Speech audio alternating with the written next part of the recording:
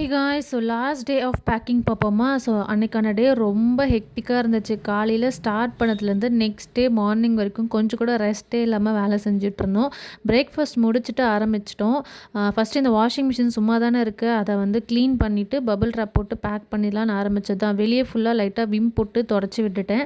அதனால டப்பு க்ளீன் பண்ணுறதுக்கு வந்து பார்த்திங்கன்னா எங்ககிட்ட அந்த டீஸ்கலர் பவுடர் ஒன்று இருந்துச்சு. ஸோ அதை போட்டு ஃபுல்லாக டப்லாம் க்ளீன் பண்ணிவிட்டு ஒரு 2 ஹவர்ஸ்க்கு அப்புறமேட்டு பபிள் ரேப் இதெல்லாமே நாங்கள் வச்சுருந்தோம். ஸோ அதை போட்டு ரேப் பண்ணிவிட்டு வாஷிங் மிஷின் கவருமே வாஷ் பண்ணி வெயிலில் போட்டு வச்சுருந்தோம். அதையுமே போட்டு பேக் பண்ணியாச்சு.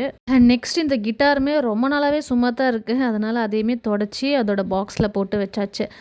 நெக்ஸ்ட் வந்து பார்த்திங்கன்னா இந்த AC, water purifier, ceiling fan, washing machine, TV அன்இன்ஸ்டாலேஷனுக்குலாம் அர்பனில் செக் பண்ணிகிட்டு இருந்தோம். ஒரு ப்ராடக்ட்டுமே கொஞ்சம் காஸ்ட்லியாக போட்டிருந்தாங்க. 400, அப்புறம் ஏசிக்கெலாம் 800 to 1000 போட்டிருந்தாங்க. டிவிக்கெலாம் 400 அந்த மாதிரி சார்ஜ் பண்ணியிருந்தாங்க. அதனால் லோக்கல் ஷாப்லேருந்து ஒரு டெக்னீஷியனை கூட்டிகிட்டு வந்துட்டு ஸோ ரொம்ப அமௌண்ட் நாங்கள் இதில் சேவ் பண்ணிட்டோம். மொத்தமாகவே 750க்கு எங்களுக்கு எல்லா ப்ராடக்ட்டுமே அன்இன்ஸ்டால் பண்ணி பாக்ஸில் போட்டு பேக் பண்ணி கொடுத்துட்டாங்க.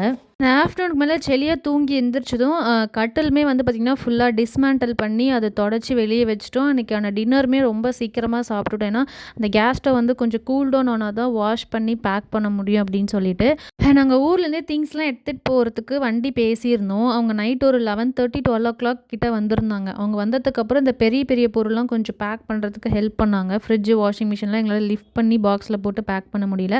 ஸோ அவங்க வந்ததுக்கப்புறம் ஒரு 12 o'clock நாங்கள் வந்து அந்த வண்டியில் ஏற்றுறதுக்கு ஆரம்பித்தோம். விடியகால 5 o'clock ஆகிடுச்சு. நாங்கள் எல்லா திங்ஸுமே எடுத்துகிட்டு போய் வண்டியில் லோட் பண்ணி அவங்க பக்காவாக பேக் பண்ணி சூப்பராக வந்து எடுத்துகிட்டு போயிட்டாங்க ஊருக்கு. அதுக்கப்புறம் நான் வீடெல்லாம் பெருக்கி மாப் பண்ணி எங்ககிட்ட வீடு எப்படி கொடுத்தாங்களோ ரிட்டன் அப்படியே நாங்கள் அவங்கக்கிட்ட கொடுத்துட்டோம்.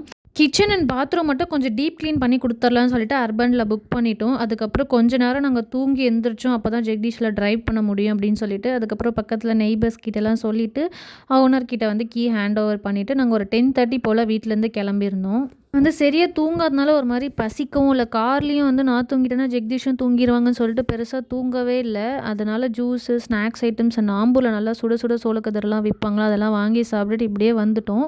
அதுக்கப்புறம் நாங்கள் வீட்டுக்கு ரீச் ஆகவே ஒரு 4 o'clock கிட்ட ஆகிடுச்சு. நாங்கள் போனதுக்கப்புறம் தான் திங்ஸ் ஃபுல்லாக அன்லோட் பண்ணி பக்காவாக வந்து சர்வீஸ் பண்ணி எங்களுக்கு கொடுத்தாங்க.